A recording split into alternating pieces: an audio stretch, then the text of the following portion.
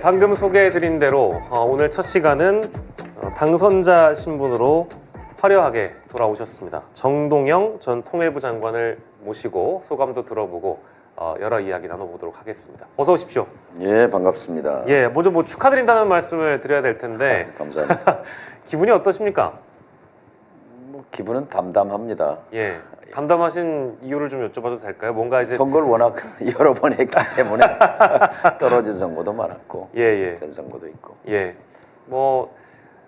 내리 당선만 되신 분들보다는 사실은 몇 번의 낙선의 경험을 겪으신 분들이 되게 담담하다는 표현들을 많이 하시는 것 같더라고요. 근데 사실 겸손하실 게 또 없는 게 이번에 제가 잠깐 소개해드렸습니다만 전국 최다 득표 이번에 또 기록을 하셨고, 저는 이게 2번인 걸로 알았는데 3번이나 전국 최다 득표를 하셨다라는 얘기가, 이거는 사실 우리 헌정사에 기록될 만한 놀라운 기록이기도 하고요.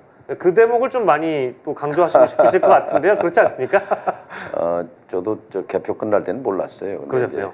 그날 오후에 보니까 제가 초선 때 최다 득표 했고 재선 때 했는데 20년 만에 다시 또 최다 득표라는 영광을 주셔서 무한 감사드리죠. 그만큼 좋은 정치, 아까 말씀하신 대로 좋은 정치를 하라, 공심으로 잘 하라, 그런 명령이라고 생각합니다.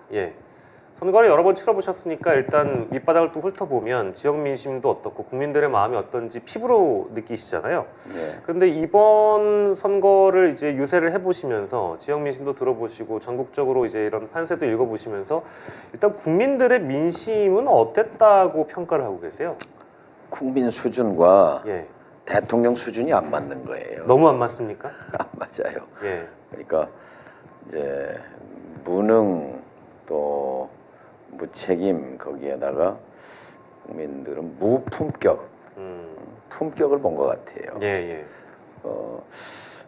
과거에 감옥에 간 대통령이 있죠. 이명박 대통령도 있고 박근혜 대통령도 있었지만 윤석열 대통령만큼은 아니었단 말이죠. 그러니까 대파 사건 같은 게 사실 작다면 작은 사건인데 거기에 함축돼 있는 그러니까 일반 시민들의 구체적인 삶의 고통에 대해서 아무것도 모르면서 불통인 이런 권력에 대해서 정말 분노가 치밀어 오른 그런 상태. 그리고 또 실제 이제 슈퍼마켓에 가서 식구들 장보기 할 때 계산대에 서면 화가 치밀거든요. 이게 뭐냐? 진짜 시쳇말로 저희 장 보러 가면 야당 찍는다라는 표현들이 세간에 있었으니까요. 그렇죠. 저도 이게 주섬주섬 담아 보면 금방 10만 원 넘어요. 이게 이제 구체적 삶이잖아요. 근데 삶에 무관심한 권력, 무책임한 권력, 품격도 없지. 그러니까 이번에는 정말 역대 선거 중에 분노 투표, 응징 투표 아주 상징적인 그런 선거였다고 봅니다. 그렇다고 해서 사실은 우리가 흔히 얘기하는 주류 언론이나 레거시 언론에서 기계적인 균형 이런 건 이제는 이걸 언급하기도 좀 민망스럽긴 합니다만, 선거 막판에 민주당의 일부 후보들 의혹을 이제 부각시킨다든지 이런 보도도 있었습니다만, 이런 것들보다는 1년 10개월 동안 윤석열 정부의 실정을 평가하는 것이 훨씬 더 크게 민심에 다가왔다고 의원님께서 보시는군요. 그러니까 거대한 강물이거든요. 민심이라는 게. 군, 주, 민, 수 이런 임금군자의 배주자, 과거 봉건 시대에도 백성민자, 물수자 해서 말하자면 권력자는 배고 그 다음에 백성은 이제 물이다. 물은 배를 띄우기도 하지만 뒤집잖아요. 그렇습니다. 지금 이 거대한 분노의 강물이 흐르고 있는데 이렇게 몇 가지 이슈나 인물 이런 것은 큰 흐름에 영향을 미치지 못했다 이렇게 봅니다. 결정적으로는 대통령발, 대통령실발 혹은 정부발 어떤 이슈들이 이 전국을 가르고 민심을 지배하는 민심의 역풍을 맞았던 선거였다고 한다면, 그렇다면 총선은 어쨌든 당이 치르는 거고 후보들이 네. 치르는 거니까요. 국민의힘 자체는 그러면 어떤 패배 요인이 있었다고 장관님께서 평가하십니까? 그러니까 윤석열 대통령이 90%겠죠. 그렇습니까? 그래도 국민의힘 쪽엔 점수를 조금 더 주시는 건가요? 아니면 아니 이제 책임을 따지면 그렇죠. 90%고 90대 10이다. 당은 뭐 해봐야 10% 정도 역할이었지 않을까. 예. 느낌은 그래요. 예. 그러니까 당명은 잘 지었잖아요. 예. 국민의힘이라고. 예, 그런데 예. 국민의힘으로 치른 게 아니라 자기들은 또 윤 대통령의 힘, 예. 한동훈 위원장의 힘으로 예. 이 민심을 뚫어보려고 했는데 예. 국민의 진짜 당명대로 예. 국민의 힘을 잘 활용했어야죠. 예. 그러니까 국민이 지금 화가 나 있는데 왜 화나 있는가를 예. 그걸 헤아리지 않고 예. 뭐 이길 수가 없는 선거죠. 결론적으로는 이미 지난번에 강서 선거에서 예. 뭐 확인했습니까? 예고됐잖아요. 예. 근데 말은 그때 국민은 무조건 옳다. 예. 늘 예. 옳다. 근데 옳다고 했으면 그거에 복종해야지. 예. 근데 자기 식대로 밀고 갔지 않습니까? 예.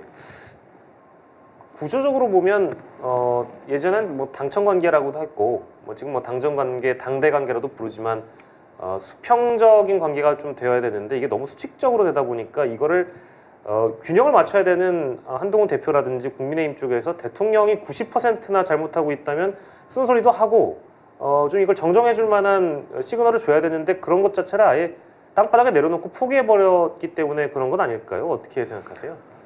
저 지금 거대한 퇴행입니다. 예. 어떻게 정치 문화를 여당을 정당을 입법, 사법, 행정 분명히 이 권력 분립이 돼 있는 거고 예. 대통령은 행정부의 수반입니다. 네. 근데 국회를 지배하면 안 되죠. 예. 여당을 통해서 국회를 지배하는 건데 예. 저도 이제 당 대표를 해봤잖아요. 네, 당이당을. 그때 이제 물론 노무현 대통령입니다만 예. 당이 그렇게 대통령이 부하가 아니었어요. 예. 뭐 정부에 잘못하는 일이 있고 그러면 당에서 예. 대통령에게 바른 얘기하고 예. 고쳐달라고 하고 예.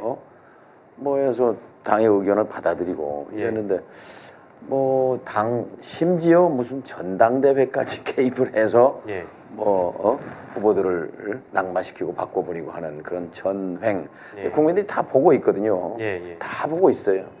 근데 너무 결국 핵심은 교만이라고 생각합니다. 오만이라고 생각합니다. 예.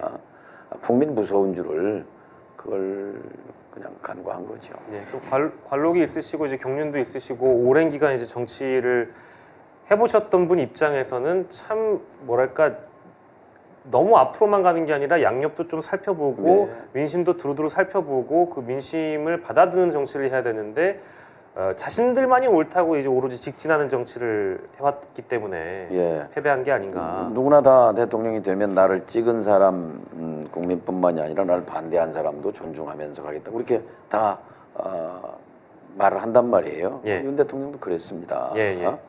그러면 우리 국민 중에 유권자 중에 0.7% 차이예요. 그렇죠. 네네. 그럼 비긴 선거예요. 사실상. 예. 근데 그 비긴 선거의 수장을 상대 라이벌을 어떻게든지 죽이려고 지난 2년 동안 온갖 수단 방법을 다 동원한 것 아닙니까? 그거 자체가 첫 단추가 잘못된 거죠. 예. 그러면서 지난 2년간이 정치 부재, 정치 실종의 시간이었고 예. 그 빈자리를 검사가 들어간 거거든요. 검찰이. 예. 그러니까 정치는 실종되고 수사만 있는 2년이었어요. 예. 근데 그 사이에 국민들의 물가 걱정, 금리 걱정, 이 수출 역조, 예. 재정 펑크난 거, 예. 성장률 IMF도 아닌데 지금 우리 지금 경제개발 5개년 계획 이후에 예. 1% 성장이 뭡니까? 예. 1.4%. 30년 동안 제자리 걸음하고 있는 일본에 추월당했잖아. 일본이 2.0%입니다. 작년에. 예. 미국은 전 세계 경제의 4분의 1을 차지하는 거대 경제인데 예. 미국도 2.5%인데 예. IMF 때가 아닌데 1.4%. 이런 부끄러운 성적표는 당연한 거예요. 왜냐하면 정치를 해야 정치와 경제는 동전의 앞뒷면 손바닥 등과 이런 거잖아요. 예. 그런데 이걸 팽개치고 내내 수사에만 의존한 지난 2년 예. 그 결과 성적표가 이렇게 된 거죠. 지금이라도 예.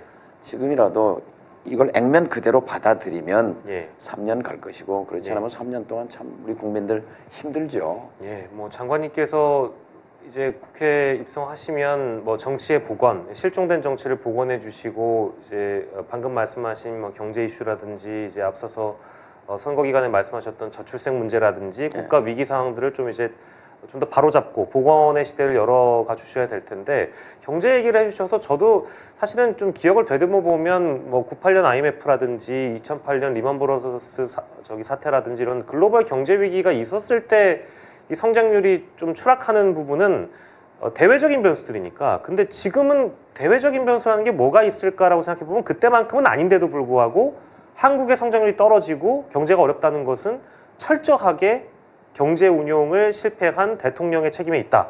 이렇게 정리할 수 있겠네요. 경제뿐만이 아니라 예. 윤 대통령이 판단력에 좀 의심이 갑니다. 판단력이요? 그러니까 지도자면은 예, 예. 지금 국가 과제가 산적해 있는데 예. 제일 그 핵심 부분에 지금 저출생 문제가 있고요. 예, 예. 그 바깥 동심에 지방의 붕괴가 있어요. 예, 예. 지역 소멸, 지방 소멸. 예. 이게 현실이고 그다음에 이제 국가 경쟁력 문제가 예. 있어요. 과학 기술 예. 또 뭐 세상이 디지털 세상으로 급변했잖아요. 예. 그리고 이제 밖에 그 지구적인 문제로서 기후 위기, 기후 그렇습니다. 재앙이 있고 예. 그다음에 이제 우리 한반도에 사는 특수한 조건 속에서 평화 문제가 있단 말이에요. 예. 이게 오중 모순, 오중 위기가 있고 이거에 대한 책임이 두 어깨에 있는 거거든요. 예. 저출생 문제, 지방 소멸 문제, 국가 경쟁력 문제, 기후 재앙 문제, 평화 문제. 이거를 끌고 가는 지도자가 도대체 어떤 철학, 어떤 신념인지에 대해서 예. 국민들이 믿지 않는 거예요. 그러면서 이제 여기에 무능과 무책임과 예. 무품격이 더해지니까 예. 분노 투표, 응징 투표가 행해진 거죠. 그래서 어떤 의미에서는 우리 민주공화국 시민으로서의 자긍심을 느낄 수 있는 선거였다. 저는 이렇게 봅니다. 그렇게 대한민국이 2024년이에요. 예. 광주 학살을 저질렀던 예. 서울의 봄 영화 뭐 얼마 전에 1,400만 명이 봤잖아요. 예. 그 1980년이 아니고 예. 예. 또 처음으로 정권 교체가 이루어졌던 1997년을 넘어서서 예. 2024년이에요. 이제 대한민국의 공화국은 그만큼 성장했거든요. 예. 근데 이 공화국 수준과 이 정권의 수준이 맞지 않는 겁니다. 야, 이제 신뢰의 문제, 그러니까 정치 지도자가 희화화되고 조롱받고 국민에게 더 이상 신뢰를 받지 못한다면 어떤 말이나 행동을 하더라도 이제 믿지 않고 국정 운영에 어떤 어려움이 앞으로도 예상될 텐데 오랜 기간 정치를 봐오셨기 때문에 특별히 앞으로 어떤 전망, 인물에 대한 전망이나 이 정부의 움직임까지 다 이제 예상하실 수 있을 텐데요. 요거는 이제 단도직입 좀 여쭙고 싶은데 한동훈 전 비대위원장은 어쨌든 책임지고 물러났잖아요. 근데 이제 물러났는데도 불구하고 정치로 돌아올 거라는 가능성이 이미 뭐 여의도 정가에선 소문이 파다하더라고요. 돌아올 수 있을까요? 장관님께서는 어떻게 혹시 보십니까? 저는 그런 뭐 개인적인 문제보다는 금방 예. 말씀하시면서 예. 무신분립을 얘기하셨잖아요. 예, 예. 신뢰 문제. 신뢰를 잃었다. 신뢰 문제. 아니 예. 한동훈 예, 예. 현장 얘기는 따로고 예. 이 권력 자체가 네네네네. 그건 뭐 2,500년 전부터 진리예요. 예. 그러니까 병, 예. 신, 예. 식병이죠. 예. 그러니까 경제, 예. 국방, 예. 그리고 신의, 신뢰 예. 중에 셋 중에 마지막까지 버리지 못할 거, 버리면 안 되는 것이 예. 경제도 아니고 국방도 아니고 신뢰라는 예. 거 아닙니까? 네네. 그런데 등장하자마자 그 지록위마 예. 하란 말이 있잖아요. 예. 아니 사슴을 가리키면서 저건 말이다라고 예. 국민들을 바보 취급한 거예요. 예. 미국 가서 바이든 날리면 뭐 예. 그거 저는 그걸로 정권이 끝났다고 생각했어요. 우리 국민이 얼마나 지금 세계 첨단을 가는 위대한 국민인데 그 국민에게 예. 사슴을 가리키면서 말이라고 우기는 흙을 백이라고 우기는 예. 이건 신뢰 추락이거든요. 아주 오래전에 그러면 내검한 평가를 장관님은 그렇죠. 하셨네요. 정권 초기에 이미 무너졌습니다. 그리고 그 뒤에 신뢰를 일으켜 세우려는 노력을 전혀 하지 않았어요. 예. 오히려 더 강화됐죠. 자신들의 그렇죠. 신념으로 정치를 나쁜 쪽으로 저는 끌어갔습니다. 정말로 이게 그래서 앞으로 3년이 걱정입니다. 걱정인데 제가 이제 나라가 걱정이 돼서 그때 선거 끝나기 전에 이제 개인적으로는 이제 여당의 중진들도 과거에 쭉 밥도 먹고 술도 마시고 뭐 같이 의원 외교도 하고 했으니까 알죠. 그래서 제가 홍준표 시장한테 전화를 한번 해봤어요. 아, 그러셨어요? 그래서 참 정치가 걱정이다. 선거 이후에 제일 핵심이 그래도 정치를 복원해야 되지 않겠느냐. 정치를 그랬더니 홍 시장은 좀 부정적이더라고요. 부정적으로 생각하세요? 안 될 거다라는. 그렇게 봐서 좀 답답했어요. 근데 여당 내부에서도 근데 정말 이렇게 가면 윤 대통령을 위해서도 윤 대통령이 잘 되는 것은 국민이 편해야 되기 때문에 어쨌든 지금 내각 책임제 같으면 어제 정권이 바뀌었거든요. 그렇겠죠. 기시다 내각이 바뀌었어요. 그렇습니다. 일본 같으면. 영국 같으면 어제 정권 바뀌었거든요. 영국은 뭐 한 달도 안 돼가지고 바뀌고 막 그렇죠. 독일 같아도 바뀌었어요. 근데 이 제도가 지금 승자 독식 무책임 제도이기 때문에 5년 동안 무책임하게 간단 말이에요.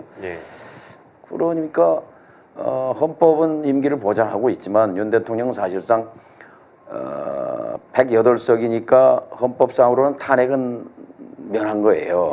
그러나 정치적으로는 국민이 탄핵한 거거든요. 당신 대통령 자격 없다. 이렇게 얘기했어요. 이걸 액면 그대로 받아야 합니다. 아, 내가 대통령으로서 국민들한테 불신당하고 탄핵당했구나 하는 걸 인정하면 군자 표변이라는 말 있잖아요. 180도 달라져야 합니다. 진짜 지난번에 강서 때 말한 것처럼 국민은 늘 언제나 옳다, 무조건 옳다 한 것처럼 국민 앞에 무릎 꿇어야죠. 복종해야죠. 그러면 우선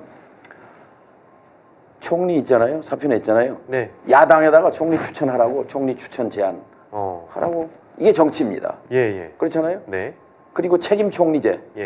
노무현 대통령 그때 이해찬 총리 내서 사실 내각 행정의 실무는 다 맡겼습니다. 또 제가 그때 NS 위원장 했을 텐데 외교 한번 남부기관에서는 책임 장관 NS 위원장이 저에게 99.9%를 다 맡겼어요. 그런 식의 위임, 권력 위임을 과감하게 행하는 이렇게 하면은 길이 있습니다. 길이. 근데 그게 아니면 길이 없다고 봅니다.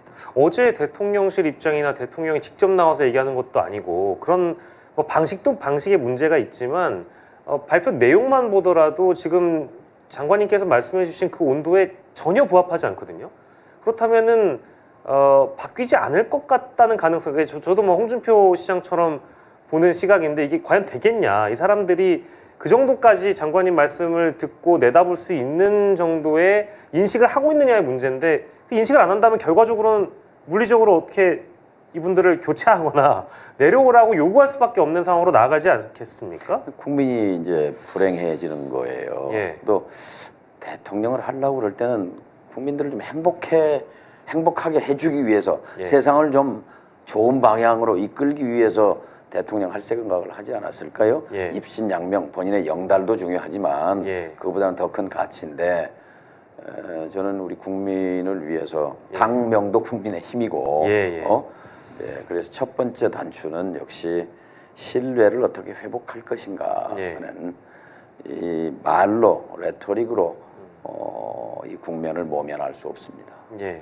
어제 오늘 참 많은 어떤 대통령에게 제시될 만한 해법이나 방법론들이 언론들도 제기를 하고요. 뭐 이제 관록 있는 정치인분들께서도 이런 방식으로 풀어가서 정치를 복원하고 권력을 좀 위임하는 방향으로 가야 된다라는 조언을 하고 있는데도 불구하고 아직까지 뭐 변화는 없는 것 같고요.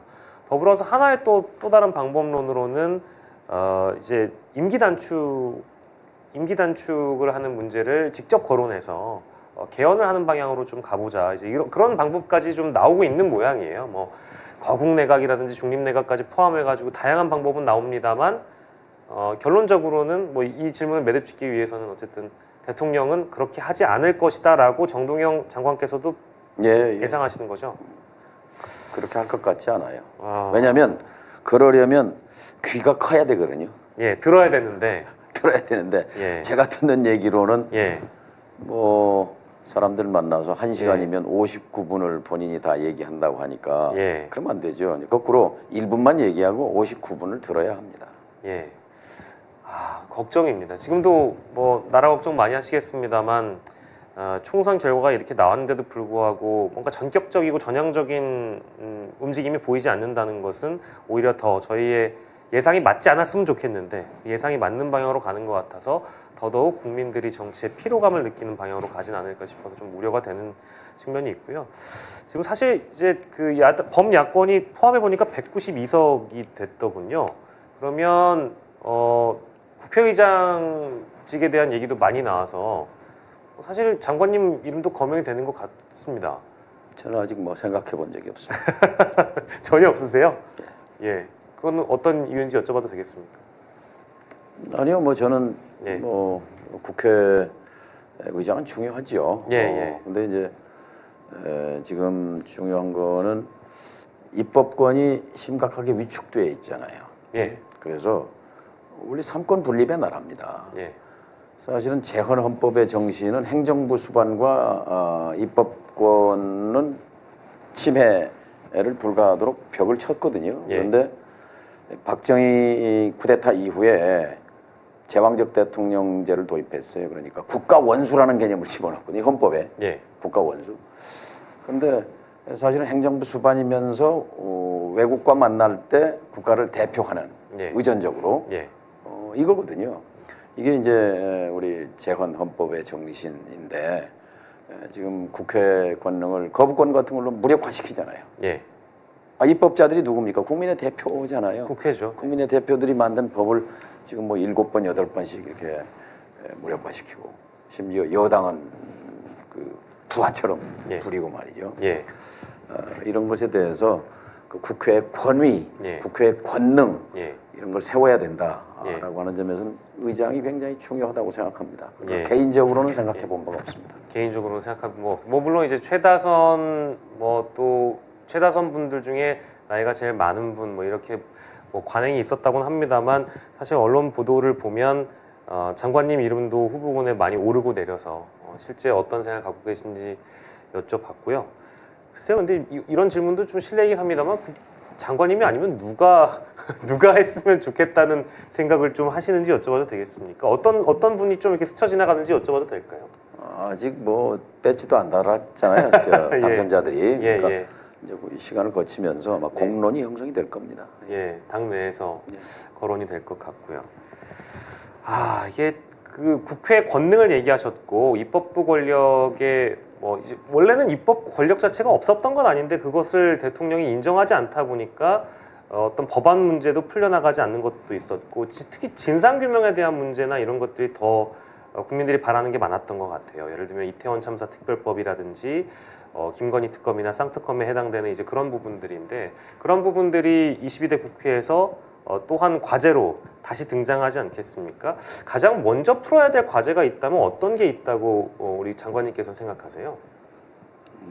뭐 금방 이제 신뢰 문제 말씀을 드렸는데요.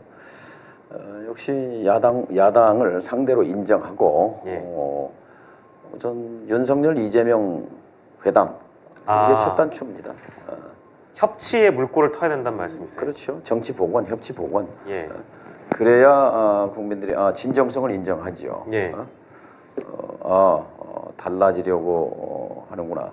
그리고요, 이 정부가 그러니까 선출된 사람에 의해서 의사 결정이 되도록 하는 것을 굉장히 무시합니다. 그러니까 검사들은 선출된 권력이 아니잖아요. 그렇죠. 임명직이잖아요.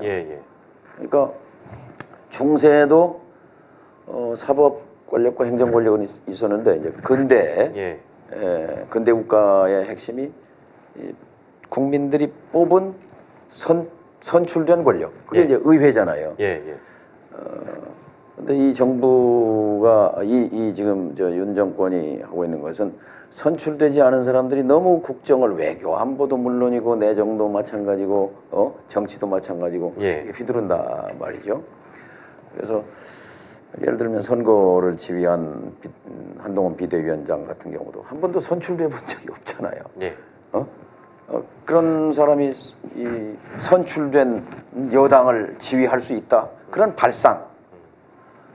이것이 반정치적 또 탈정치적 그런 사고인데요. 그걸 바꿔서 정치를 복원해야 된다. 정치 회복, 협치 회복. 이게 첫 번째예요. 계속해서 강조되는 바입니다만 그 정치 실종 문제를 22대 국회가 이제 복원시켜서 국민들이 22대 국회가 복원시켜서 국민들의 마음을 좀 편안하게 해줘야 될 텐데 대통령의 역할이 가장 중요한데 저희가 뭐 계속 문제 하나하나 언급할 때마다 대통령이 바뀌어야 된다라고만 강조를 하는 이유도 저희가 뭐 바람이나 기대 섞여 얘기하는 부분들을 그 예상 그대로 해주시지 않을 것 같아서 참 불안하기 때문에 결론은 늘 동일하게 대통령에서 시작해서 대통령은 끝납니다만 야당 대표의 역할도 물론 중요할 것 같습니다. 물론 이제 의장님도 해보셨기 때문에 야당 대표를 당시 이제 여당 대표를 해보셨으니까 야당 대표인 이재명 대표에게 이제 21대 국회를 지나서 22대 국회에서도 아마 대표를 맡을 가능성이 매우 높아지고 있는 그런 상황에서 어떤 조언을 좀 해주시고 싶으신지 여쭤봐도 되겠습니다. 정치력이죠. 정치력? 그러니까 대통령이 지금 대통령 역할을 잘 못하고 있는 건데 지금 이제 국회는 민주당의 거대 의석을 만들어 줬으니까 실질적으로 아까 말씀한 저출생 문제를 포함해서 한반도 평화 문제에 이르기까지 이런 5대 핵심 과제들에 대해서 근데 이제 야당은 사실은 집행력은 없단 말이에요. 그러니까 그 의견을 내고 수장인 대통령과 수시로 의견 조율을 통해서 거기서 이제 정치력을 보여주는 것이 이제 요 다음에 이재명 정권이 되면 나라가 이렇게 되겠구나 하는 그런 이제 비전을 보여주는 거죠. 비전을 보여줄 만한 토대가 21대 국회에서는 마련되지 않았었던 걸까요? 아니면 뭔가 당내의 어떤 그런 이슈들, 예를 들면 이재명 대표에게 찬성하지 않는 분들이 워낙에 많아서 제대로 탄력을 못 받았던 걸까요? 22대 국회는 좀 다른 국면으로 나아갈 수 있을 거라고 예상하십니까? 어떻습니까? 21대 이제 후반 2년인데요. 정치가 없었잖아요. 정치가 아니라 수사만 있었단 말이에요. 수사. 그리고 뭐 그때도 거대 야당이지만 전혀 소통 대화 협상이 이루어지지 않은 상황이었으니까 대치만 있었죠. 대화 대신. 그래서 이제 결국 이제 그 칼자루는 이제 권력을 쥔 쪽에 있는 거니까 윤 대통령이 바뀌어서 정말로 정치를 복원하겠다고 한다면 그 상대로서 이재명 대표가 넉넉한 그런 정치력을 보여줘야 한다고 생각합니다. 사실 이번 2년간 보시면서 대통령의 외교나 안보 이슈, 국방 이런 것들도 두루두루 경험하시면서 이렇게 가면 안 된다라는 평가를 당연히 의장님께서 장관님께서 하셨겠습니다만 외국에서 타국에서 대한민국을 평가한다면 이 외교력에 대해서 뭐 이미 부산 엑스포를 통해서 어느 정도 평가가 됐다고 저는 생각합니다만 현재 우리 정부가 갖고 있는 외교력 그리고 국방 안보에 대한 이런 역량 많이 현저히 떨어져 있다고 우리 의장님께서 장관님께서 평가하시는지 어떻습니까? 당연하죠. 근데 이번에 지금 총리 사표 내고 비서실장 사표 내고 하면서 제가 이것도 참 이거 아니다라고 생각한 게 외교안보 참모는 그대로예요. 이걸 잘했다고 제외돼 있죠, 맞습니다. 점수를 땄다고 생각하는 것 같은데 굉장히 그 위태로운 사고입니다. 사실 제일 잘못한 게 대한민국을 지금 이 지정학적 소용돌이 속에서 낭떠러지로 밀고 있는 거거든요. 그러니까 사실은 윤 대통령은 외교, 안보, 남북관계 뭐 전문가가 아니지 않습니까? 그러면 좋은 참모를 넓게 써야 되는데 예. 지난 2년 동안 귀를 잡고 있었던 참모들이 예. 하나는 말하자면 미중 충돌이 임박했다 하는 그런 결정론, 또 하나는 이제 그 참모들의 이제 큰 축이, 또 하나는 북한은 붕괴한다, 예. 북한 붕괴론, 예. 뭐 그리고 이제 가치 외교, 이념, 그래서 전체주의, 공산주의 세력과 싸워서 이겨야 된다. 예. 완전히 500년 전으로 돌아간 것 같은 그런 느낌. 예. 그런데 이번에도 이제 외교안보 남북 관계 그대로 가겠다는 것 같아요. 사람을 안 바꾸는 건 그대로 간다는 건데 좀 안타깝습니다. 그거는 굉장히 제가 놓친 부분인데 그 안보 라인이나 외교 라인 자체는 그대로 내버려두고 다른 곳들만 사의 표명을 받겠다는 것은 이게 사실은 먹고 사는 문제하고도 연결되어 있거든요. 예. 왜냐하면 성장률 1.4%로 IMF 때도 아닌데 이렇게 최악으로 떨어진 거는 우리는 수출로 먹고 사는 나라인데 수출이 줄었거든요. 작년에 500억 달러가. 예. 수출 줄어들고 무역 적자 난 거에 90%가 중국입니다. 예, 그렇습니다. 그런데 중국은 이건 괜히 쓸데없이 대만 문제 건드리고 중국이 자신들의 핵심 이익이라고 얘기하는 부분을 계속 자극했기 때문에 보이지 않게 그런 게 결정적인 거거든요. 왜 30년 동안 1조 달러를 우리가 흑자를 벌었는 1,300조 원을 벌었습니다. 벌은 게 수출입해서. 근데 2년 동안 왜 해마다 적자가 나도록 도는 것을 무슨 이 국제 환경 석유값 오르는 거 뭐 이런 걸로만 설명할 수 없습니다. 이거는 윤석열 정부가 만든 겁니다. 그렇기 때문에 사실은 외교안보 정책을 바꾸지 않으면, 한중 관계를 정상화하지 않으면 무역 역조 시정하기 쉽지 않습니다. 그 다음에 한러 관계. 삼성전자 백색 가전이 잘 돌아가고 있는데 공장 폐쇄했잖아요. 그렇습니다. 제가 모스크바 공장에 가봤어요. 제가 어디 해외 공장에 가서 비명을 지르는 데는 거기 처음 봤어요. 물건이 없어서 못 판다는 거예요. 물건이 없어서. 그렇게 잘 팔렸는데. 테레비, 냉장고, 세탁기, 선풍기, 에어컨 그 공장 문 닫았잖아요. 철수했잖아요.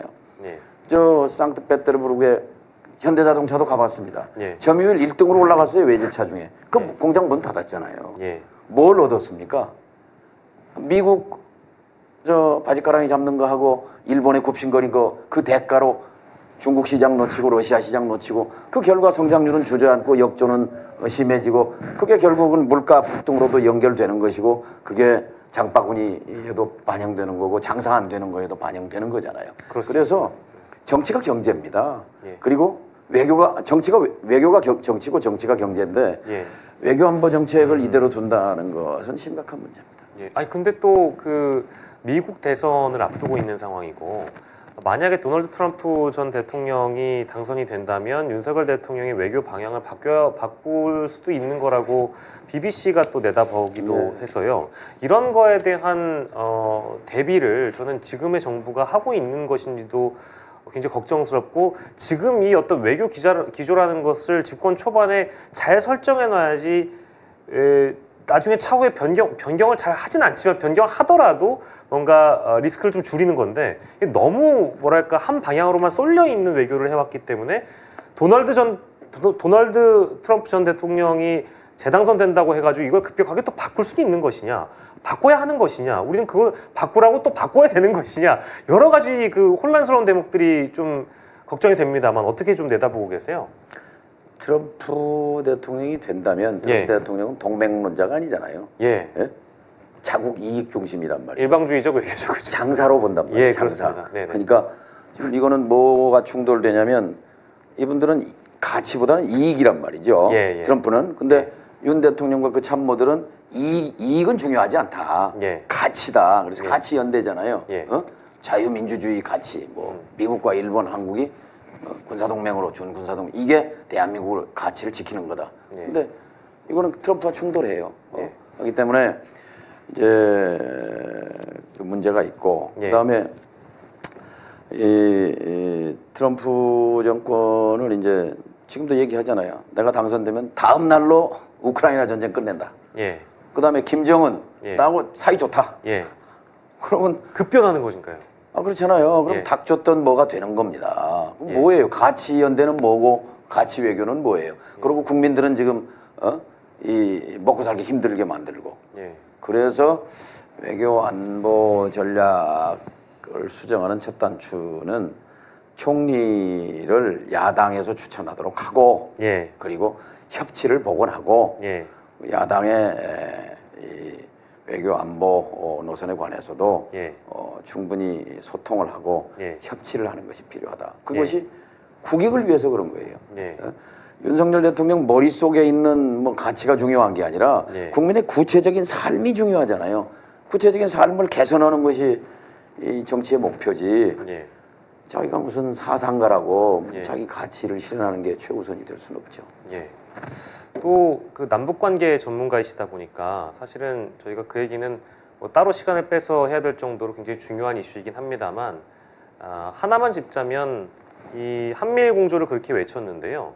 그 작년 말과 올해 초에 이르는 것을 상황을 좀 돌이켜 보면 북한과 일본이 가까워지거나 서로 대화를 하려고 하는 그런 모멘텀이 좀 보여서 이렇게 되면 아까 이제 닥쳤던 뭐가 된다고 우리 장관님께서도 표현을 해주셔가지고요. 북핵 문제 해결을 위해서 한미일 공조가 필요하다고 얘기했는데 일본과 북한은 대화를 하려고 하는데 우리는 도대체 뭘 하고 있었던 건가라는 굉장한 충격을 받았던 국민들이 많았던 것 같습니다. 어떻게 풀어가야 될까요, 장관님? 한반도를 둘러싼 지정학 환경에서 지렛대가 있습니다. 그 지렛대는 남북관계입니다. 예. 남북관계라는 지렛대를 갖고 있으면요, 미국도 우리를 홀대 못합니다. 예. 미국도 우리를 무겁게 봅니다.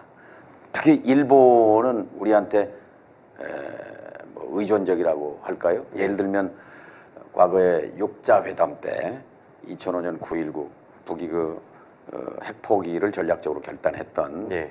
미국, 중국, 일본, 러시아, 남북한이 모였을 때 그건 한국이 주도한 거거든요. 예. 그때 일본이 우리한테 와서 늘 우리 납북자 문제도 좀 납치자 문제도 좀 그 의제에 좀 끼워달라고 사정하고 뭐 그러고 댕겼어요. 예. 제가 2005년에 대통령 특사로 평양에 갈 때 고이즈미의 특사가 저를 비밀리에 왔습니다. 예. 와서 이번에 평양 가서 김정일 위원장이죠. 만나게 되면 예. 고이즈미 수상의 총리의 이러이런 뜻을 전해달라라는 네. 메시지를 가져왔어요. 그런 것처럼 남북이 통하면 미국도 일본도 중국도 우리의 목소리를 낼 수가 있습니다. 통할 수 있습니다. 그런데 남북이 막혀 있으면 우리는 구경꾼으로 전락합니다. 그러니까 북일 정상회담 얘기가 나오는데 우리 정보도 없잖아요. 예. 기시다가 얘기해 줍니까? 김정은 위원장이 뭐 얘기해 줍니까? 그다음에 엊그제 바이든 예. 대통령이 환영한다 그랬잖아요. 환영한다는 멘트가 나왔습니다. 예? 예. 환영한다 그랬잖아요. 예. 또 백악관 NSC 그 이쪽 동아시아 담당 보좌관 후커라는 사람이 뭐라 그랬냐? 후퍼. 북한과 예. 중간 단계, 예. 비핵화의 중간 단계를 논의할 수 있다.